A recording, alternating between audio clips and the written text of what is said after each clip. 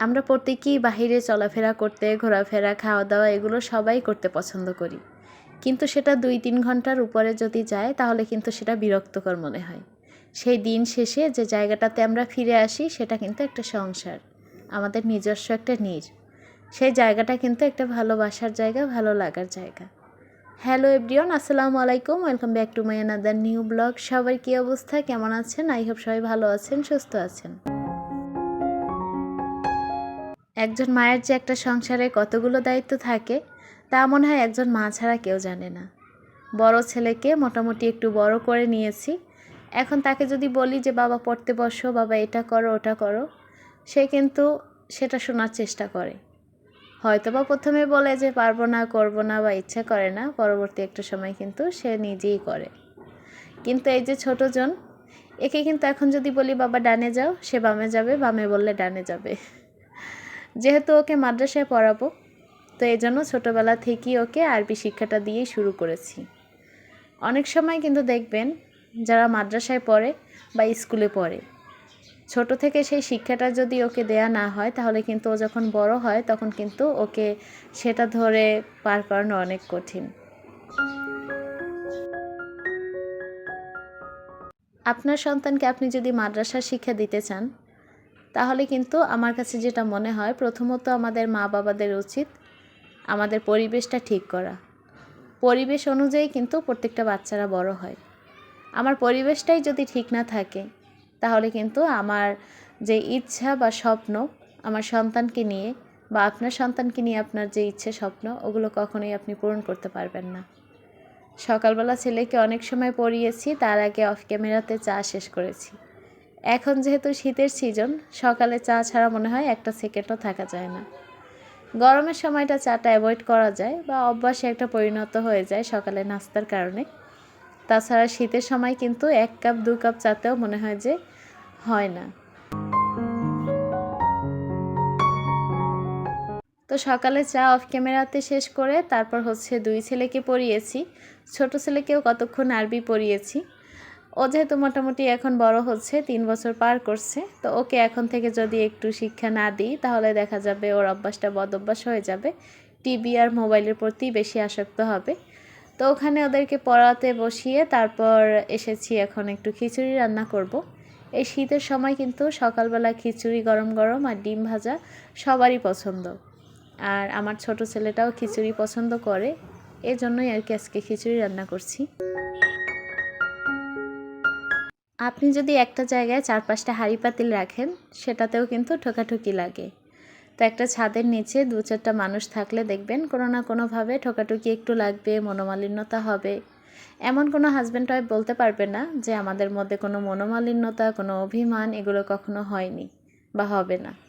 একটা ছাদের নিচে থাকতে গেলে একজনের মতের মিল, একজনের পছন্দের অমিল, মতের অমিল এগুলো স্বাভাবিক হতেই পারে। কিন্তু কখনো সেই ছোট্ট ছোট্ট অভিমান এগুলো অনেকক্ষণ জমিয়ে রাখবেন না। অভিমানটা কিন্তু বেশি সময় জমিয়ে রাখলে সেটা রাগে পরিণত হয়। তো যাই হোক, খিচুড়ি রান্নাটা হয়ে গেছে। এখানে 2 ছেলের জন্য আর তার বাবার জন্য ডিম অমলেট করে নিচ্ছি। তবে আমার জন্য করব না, কারণ আমার কাছে এই ডিম অমলেট দিয়ে খিচুড়ি ভালো লাগে না। ধনেপাতা দিয়ে আর কাঁচামরিচ দিয়ে যে ডিমটা ভাজি করে ওটা দিয়ে আমার কাছে খিচুড়ি খেতে বেশ ভালো লাগে। তো এই জন্য আমারটা আর করছি না, ভাবছি ওরা খাওয়া দাওয়া করে যে যার কাজে চলে যাবে, তারপর আমি আমারটা সময় এবং সুযোগ বুঝে খেয়ে নিব।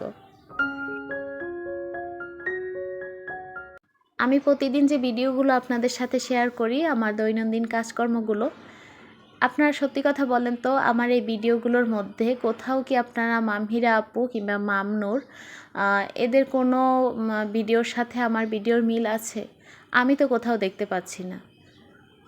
অনেকে অনেক ধরনের কমেন্ট করে যে মামহিরা আপুকে, মামনুর আপুকে আমি নাকি কি করি, কপি করি, ফলো করি, অনেক কিছু করে চলি, আমার ভয়েস নাকি তাদের মতো দেওয়ার চেষ্টা করি। আসলে একটা মানুষ চাইলে কি আর একটা মানুষের মতো কথা বলতে পারে? আমার কাছে তো মনে হয় না। তবে আমার কাছে একটা ব্যাপার আমি খেয়াল করেছি, আমরা ইউটিউবে যার যার লাইফস্টাইল সেরকমভাবেই তুলে ধরি। আপনার লাইফস্টাইল একরকম, আপনার সংসারের কাজকর্ম একরকম, আমার কাজকর্মগুলো আমি একরকমভাবে করি। কখনো চাইলেও আপনি আমারটা কপি করতে পারবেন না আর আপনারটা আমি না।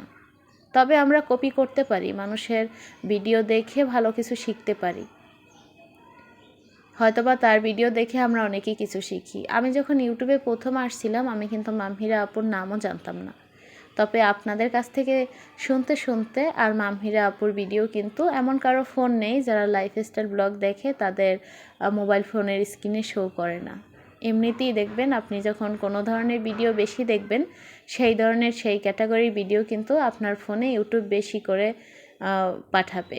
তো আমারও সেরকমই হয়েছে। আমিও কিন্তু মামহিরা আপুর ভিডিও আগে দেখতাম, এখন তেমন একটা দেখা হয় না। তেমন একটা বলতে এখন আমি দেখি না।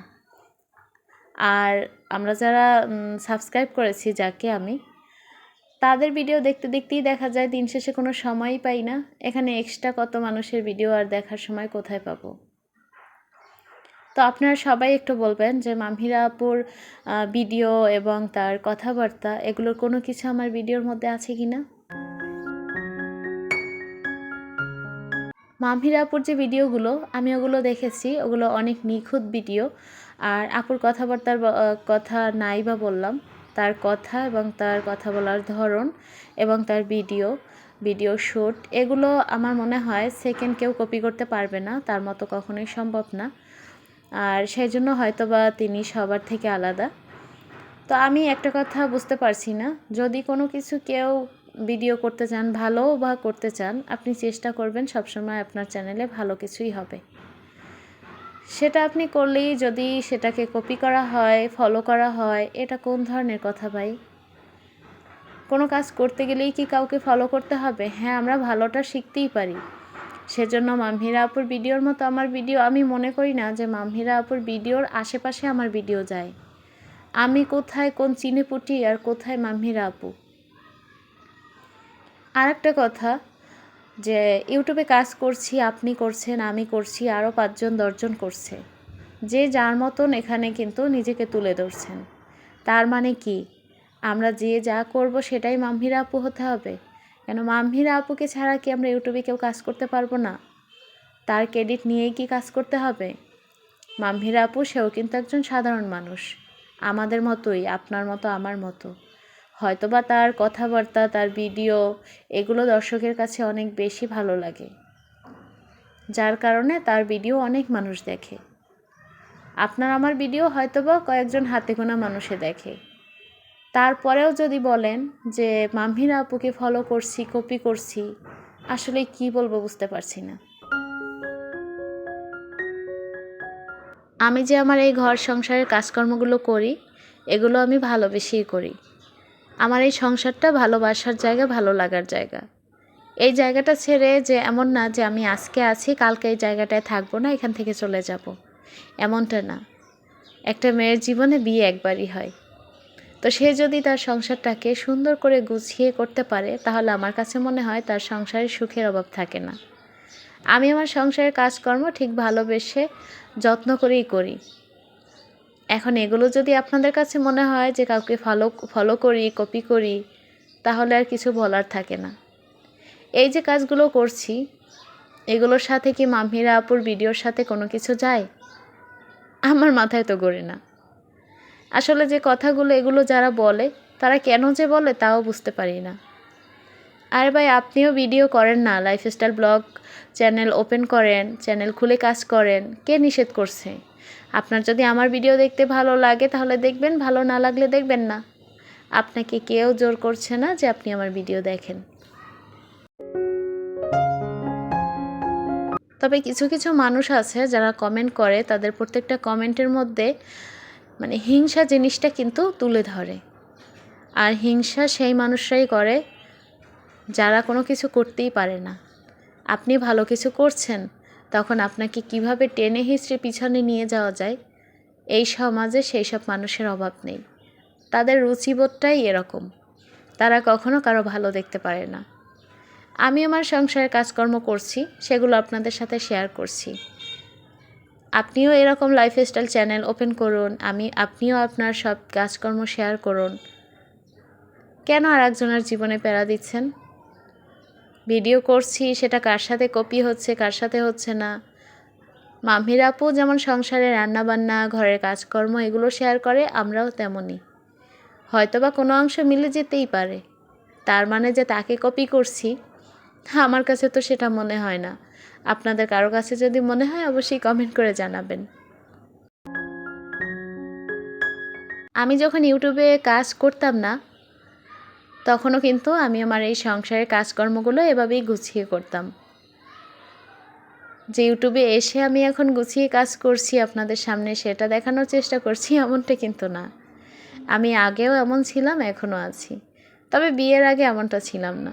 সে সম্পর্কে আপনাদের সাথে অনেক আলোচনা করেছি। মোটামুটি ঘরের কাজকর্ম অনেকটাই করেছি, আর যেগুলো খালা করবে ওগুলো খালার জন্য অবশিষ্ট রেখে দিয়েছি। আর এখন দুপুরে রান্নাটা বসাতে এসেছি।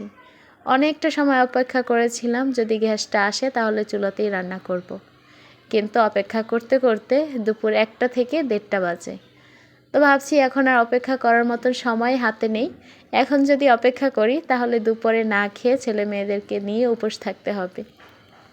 তো ওই সব চিন্তাভাবনা করে তারপর চলে এসেছি ইন্ডাকশনে। টেবিলটা সুন্দর করে গুছিয়েছিলাম, কিন্তু এখন সেই জায়গাটাতে আবারও রান্না করতে হচ্ছে। আমার কাছে এই যে ডাইনিং টেবিলের উপরে রান্না করা, এটা যে কত বড় বিরক্তকর সেটা বলে বোঝাতে পারবো না। আমার যে রান্নাঘর, ওখানে কোনো ধরনের সুইচ বোর্ড নেই যে আমি ওখানে রান্না করতে পারি। আর ভাড়া বাসাতে জানেনই তো রান্নাঘরটা থাকে অনেক ছোট, ওখানে রান্না করার মতন কোনো স্পেসই থাকে না। আপনার বাসাটা যতই ছোট হোক, সেখানে যদি আপনি ভালোবাসা দিয়ে ধরে রাখতে পারেন সব কিছু, মানিয়ে গুছিয়ে নিতে পারেন, সেখানে সুখের অভাব হবে না। হয়তোবা ভাড়া বাসাতে থাকি, বাসাটা ছোট, কিন্তু জনসংখ্যাও কিন্তু কম। অনেক বড় বাসা নিয়ে কী বা করব। এখন যে একটা বেডরুম আলাদা আছে, ওটাই কিন্তু সারাদিন খালি পড়ে থাকে, থাকার মতন লোক নেই। হয়তোবা আমার শ্বশুর শাশুড়ি খুব তাড়াতাড়ি চলে আসবে, তারা দেখা যায় কিছুদিন থাকবে। এই ঠান্ডার সিজনটা তাদেরকে ঢাকাতে রাখারই চেষ্টা করি। তবে প্রতি বছর আসে না, যেহেতু বাড়িতেও আমার এক যা আছে। তো এতটুকু বাসা, সেটাই কিন্তু আমাদের জন্য যথেষ্ট। অনেক বড় বাসা থাকা সত্ত্বেও দেখবেন কি অনেক সময় কিন্তু পড়ে থাকে। তবে আমার যতটুকু বাসা আছে সে নিয়ে আমি ভালোই আছি। বাসাটা বড় হোক কিংবা ছোট হোক, ওটা কোনো বিষয় না। ভালোবাসা থাকলে কিন্তু সব জায়গাতেই মানিয়ে গুছিয়ে থাকা যায়। আমরা যে বাসাটাতে এখন থাকি, বাসাটা কিন্তু অনেক ভালো। অনেক বিল্ডিং আছে দেখবেন, অনেক ধরনের রুলস মানতে হয়, কোনো গেস্ট অ্যালাউ করে না, গেট রাত 11টার পরে বন্ধ করা হয়, এরকমের ছোট ছোট অনেক কিন্তু রুলস থাকে। সেই দিক থেকে আমরা যে বাসায় থাকি, এই বাসাটা কিন্তু মোটামুটি ভালোই আছে, অনেকটাই ভালো আছে। তো এই জন্য বাসাটায় অনেক দিন আছি, আর ছেড়ে যাচ্ছি না বা যেতে চাইছি না, কিন্তু এখন বাধ্যতামূলকভাবে বাসাটা ছেড়ে দিতে হচ্ছে। সেই বিষয় নিয়ে একটা সময় আপনাদের সাথে অবশ্যই আলোচনা করব যে এই বাসায় কী সমস্যা, কেন বাধ্য হচ্ছি এখন ছেড়ে দিতে। তো প্রতিদিনই টুকটাক করে বাসা খোঁজা হচ্ছে, তাইফের বাবা যখনই সময় পায় তখনই বাসা খুঁজে। আমার তো আর বাসা খোঁজার সময় হয় না, বাসাতেই আমাকে থাকতে হয় সব সময়। তো বাসা খুঁজতে গেলেও দেখা যায় এত পরিমাণে বাসা ভাড়া চায়, আর সেই সাথে অনেক রুলস। তো জানি না কবে খুঁজে পাবো আর কবে বাসাটা ছাড়তে হবে। তবে খোঁজার তালে আছি, যদি মনের মতো বাসা খুঁজে পেয়ে যাই তাহলে অবশ্যই বাসাটা ছেড়ে দিব। বাসা ছাড়া যে কত কষ্টের সেটা তো যে আপারা বাসা চেঞ্জ করেন তারা অবশ্যই জানেন। তো যাই হোক, সমস্যায় পড়লে যে কোনো পরিস্থিতি মেনে নিতে হবে। তো কথা বলতে বলতে দেখি কিন্তু আমার মাংস রান্নাটা হয়ে গেছে। তো এই তো ছিল আমার আজকের ব্লগ। আপনাদের সবার দীর্ঘায়ু এবং সুস্বাস্থ্য কামনা করে আজকের ব্লগটি এখানেই শেষ করছি। আল্লাহ হাফিজ। আসসালামু আলাইকুম।